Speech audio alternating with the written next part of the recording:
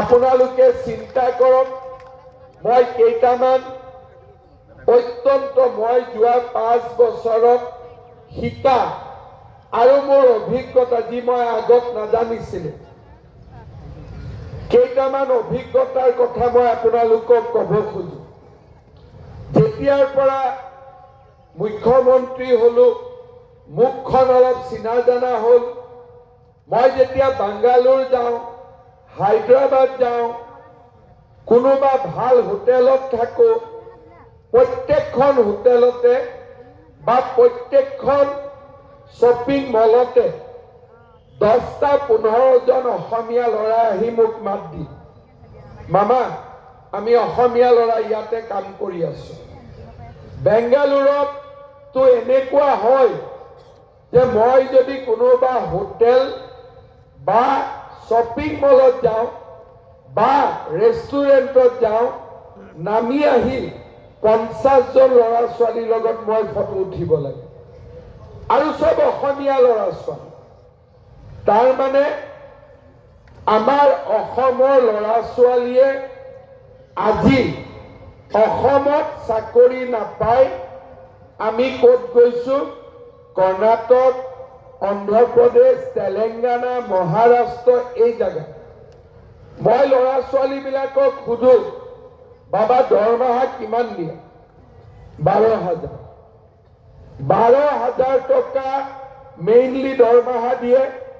কোনোবা IT কৰে, software engineer কৰে, তেওঁলোকৰ মই কথা ক'ব খোজা নাই। তেলেংগানা মানে হায়দৰাবাদ, বিশাখাপট্টনম, কেৰেলা, বেংগালুৰ, এইবোৰ হ'ল টায়াৰ 1 চিটি। টায়াৰ 1 চিটিত 5-4 হাজাৰ টকাত কোনেও ঘৰ ভাড়া নাপায়। তেওঁলোকে কি কৰে? বাংগালোৰৰ পৰা বহুত দূৰত তেওঁলোকে ঘৰ ভাড়া কৰে, আৰু নহলে বাংগালোৰৰ কোনোবা যি মানুহ থাকিব নোৱাৰা, কাৰোবাৰ গুদাম আছে, কাৰোবাৰ ঘৰ আছে, তাতে তেওঁলোকে থাকে। বেমাৰ হলে চিকিৎসা ল'ব নোৱাৰে, কাৰণ তাৰ ডক্টৰৰ ওচৰত যোৱাৰ লগে লগে এটা ভিজিটত 500 টকা। চৰকাৰী হস্পিটালত যোৱাৰ ব্যৱস্থা নাথাকে। অসমীয়া ল'ৰাই তাতে গৈ ক'ৰ পৰা চৰকাৰী হস্পিটাল বিচাৰি উলিয়াব?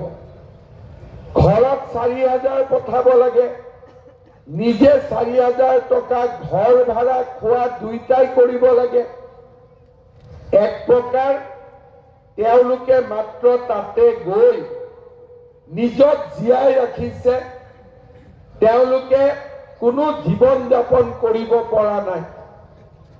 আমি কেইদিনমান আগতে, এবছৰ আগতে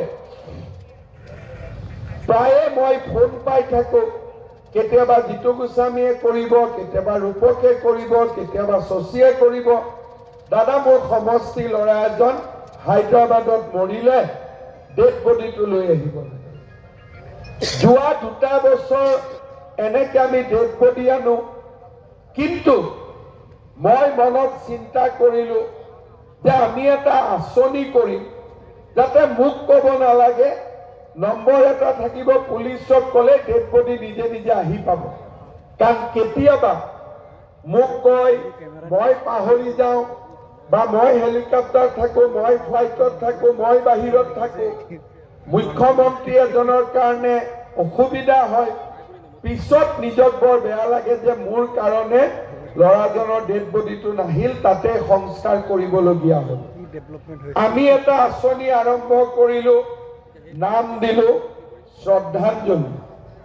তাতে কি কৰিলো যে কোনোবা বেংগলোৰ, হায়দৰাবাদত যদি কাম কৰিব যোৱা, মেডিকেলত যোৱা মানুহ নহয়, কাম কৰিব যোৱা ল'ৰা ছোৱালী যদি ঢুকায়, ভগৱানে নকৰক, ফোন কৰিলে অসম পুলিচে ডেড বডিটো লৈ আহিব।